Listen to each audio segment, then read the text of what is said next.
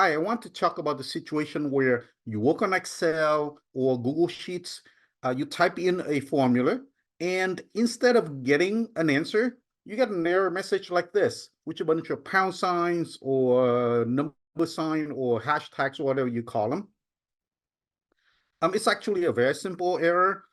It simply means that the cell is too narrow. The answer is kind of long, but the box or the cell or the column that it's in is too narrow. It doesn't fit. And then you get this message. So all you need to do is to stretch the column out wider. So right here, for example, you click on it, you see that there's a perfectly good formula up there, but instead of giving you an answer, it gives you this. Then you want to stretch this column F to be wider. And the way to do that is not to be down here, but go up here where the letters are, the names of the columns are.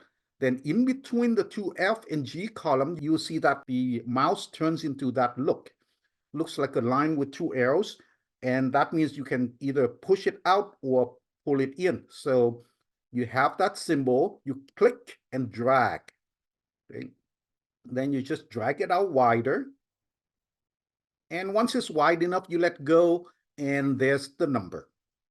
All right? Hope that helps. Thanks for watching. Like, share, and subscribe for more contents. Bye.